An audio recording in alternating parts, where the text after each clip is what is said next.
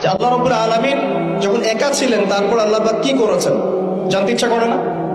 আচ্ছা, আজকে আমরা হিস্ট্রিটা বলছি, শোন। আল্লাহ পাক একা ছিলেন, তারপর আল্লাহ সৃষ্টি করেছেন আরশে আজিম। এই জায়গাটা একটু ফাঁকা করো প্লিজ। আল্লাহ পাক সৃষ্টি করেছেন কি? আরশে আজিম। আরশ কি জিনিস? যেই আরশের ছায়ায় আল্লাহ পাক কিয়ামতের মাঠে 7 শ্রেণীর মানুষকে ছায়া দিবেন, যেদিন এই ছায়া ছাড়া অন্য কোনো ছায়া থাকবে না। আরশটাকে একটু বুঝি।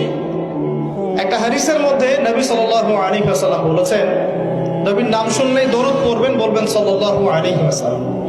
নবীজি বলছেন, দেখো এই পৃথিবী থেকে প্রথম মহাবিশ্বের দূরত্ব হচ্ছে 500 বছরের পথ। কত বছর? 500 বছর। এভাবে দ্বিতীয় মহাকাশ থেকে তৃতীয় মহাকাশ দূরত্ব 500 বছরের পথ। এইভাবে প্রত্যেক আসমানের মধ্যে দূরত্ব হচ্ছে কত বছরের পথ? 500। সপ্তম আসমানের উপরে আছে সিদরাতুল মুনতাহা। কি আছে? এটা একটা কুল গাছ, বড়ই গাছ। নাসা আবিষ্কার করতে পেরেছে, অতএব বিশ্ববাসী বিশ্বাস করবে না। নাসা যদি কালকে বলে হ্যাঁ পাওয়া গেছে সিদরাতুল মুনতাহা, তাহলে বিশ্ববাসী বিশ্বাস করবে। একটা শিরকি দর্শন চলছে, কুফরি দর্শন। ও যখন বলবে হ্যাঁ, তখন সবাই বলে হ্যাঁ, যখন তারা বলে না, সবাই বলে না। আল্লাহ পাকের ওহীর জ্ঞানের কোনো মূল্য নাই সবার কাছে, ইল্লা মাশাআল্লাহ। সিদরাতুল মুনতাহার উপরে আছে কুরসি। কি আছে? কুরসি। আল্লাহ পাকের কুরসি, যেটা আপনি আয়াতুল কুরসির মধ্যে পড়েন, ওয়াসিআ কুরসিয়ুহুস সামাওয়াতি ওয়াল আরদ, মানে আল্লাহ পাকের কুরসিটা আসমান জমিনকে ঘিরে রেখেছে।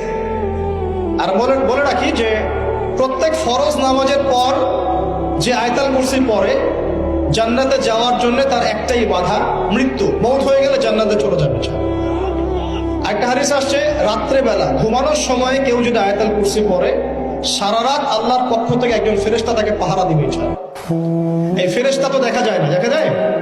তো কয়দিন পর যদি বলে যে যা দেখা যায় না তা বিশ্বাস করা যাবে না, আসলে কিন্তু এপিস্টেমোলজি তাদের এটাই, যা দেখে না তা বিশ্বাস করে না। পশ্চিমারা কি ফেরেশতায় বিশ্বাস করে? কেন করে না? এটা তো একটা প্রশ্ন, উত্তরটা আমি বলছি আপনাদের। কারণ তাদের জ্ঞান তত্ত্ব হচ্ছে যা চোখে দেখি না, যা পরীক্ষা নিরীক্ষা পর্যবেক্ষণে আসে না, তার কোনো অস্তিত্ব নাই। এটা ওদের ফিলোসফি অফ এডুকেশন, শিক্ষা দর্শন। এটাকে আমরা ফিলোসফি ভাষায় বলি এপিস্টেমোলজি বা জ্ঞান তত্ত্ব। জ্ঞান তত্ত্ব টিচার যারা আছেন তারা বুঝবেন, তাদের জ্ঞান তত্ত্ব এমন। আর আমাদের জ্ঞান তত্ত্ব উল্টা, টোটালি ডিফারেন্ট। আমরা কি বলি? আমরা বলি ওয়াকুলিল হাক্কু মির রাব্বিকুম, সত্য আল্লাহর পক্ষ থেকে আসে। আমরা বলি যে অদৃশ্য বিশ্বাস না করা পর্যন্ত কেউ মুমিনই হতে পারবে না। ইমানের কয় পিলার? ইমানের কয় পিলার? 6 পিলার।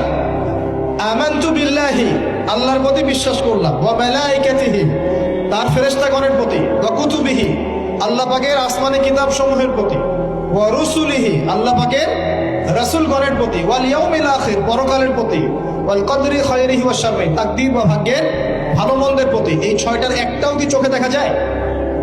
আল্লাহকে দেখেছেন? ফেরেশতা দেখেছেন? আমাদের নবীকেও কি দেখেছেন? শুধু কোরআনটা আপনি চোখের সামনে দেখছেন, আর কিচ্ছু আপনি দেখছেন। পরকাল দেখেছেন? তাকদীর ভাগ্য দেখেছেন? কিচ্ছু দেখি নাই। এই 6টা পিলারে বিশ্বাস না করতে পারলে কেউ মুমিন হতে পারবে না। পারবে? আলিফ লাম মিম যালিকাল কিতাবু লা রাইবা ফি হুদাল লিল মুত্তাকিন। কারা মুত্তাকি? আল্লাযীনা ইউমিনুনা বিল গায়বি। এই যে 6টা গায়েবে যারা বিশ্বাস করে, এরা হলো মুমিন, মুত্তাকি। তাহলে আমাদের জ্ঞানের ভিত্তিটা কি? আমরা অদৃশ্য বিশ্বাস করি, আর ওদের জ্ঞানের ভিত্তি হচ্ছে ওরা চাক্ষুষ যা দেখে তাতে বিশ্বাস করে। এই জায়গাতেই তো পার্থক্য জ্ঞানতাত্ত্বিক। এই কারণেই ওরা ফেরেশতায় বিশ্বাস করে না, আল্লাহ বিশ্বাস করে না, নবী রাসূলগণে বিশ্বাস করে না। তারা বলছে আল্লাহর সন্তান আছে, নাউযুবিল্লাহ। হ্যাঁ, তারা আসমানি কিতাবে বিশ্বাস করছে না, তার ধর্মের কনসেপ্টে বিশ্বাস করছে না। তারা পরকাল, পুনরুত্থান, হাসর, কিয়ামত, মিজান, ফুলসিরাত কিছুই বিশ্বাস করে না। বিশ্বাসগত পার্থক্য এখানে। এখন মুমিন মুসলিম হিসাবে আমরা বিশ্বাস করি আল্লাহ পাকের ফেরেশতা আছে না নাই? আছে। এখন এই ফেরেশতারা 8 জন ফেরেশতা, বড় বড় 8 জন ফেরেশতা, তারা আল্লাহ পাকের আরশটাকে ধরে রেখেছে। কয়জন ফেরেশতা? 8 জন। এই 8 জন ফেরেশতা আল্লাহর আরশকে টেনে নিয়ে আসবে কিয়ামতের মাঠে। বলেন সুবহানাল্লাহ। আল্লাহ পাকের এমনও ফেরেশতা আছেন যারা একটা ফুৎকার দিবে, জাস্ট একটা ফু, 1 ফুৎকারে পুরো মহাবিশ্ব ধ্বংস হবে।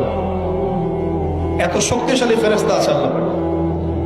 আমরা যখন মায়ের গর্ভে ছিলাম, এরকম একজন ফেরেশতাই আল্লাহর পক্ষ থেকে রূহ নিয়ে এসে মায়ের গর্ভে ফুঁকে দিয়েছে, এবং আল্লাহর হুকুমে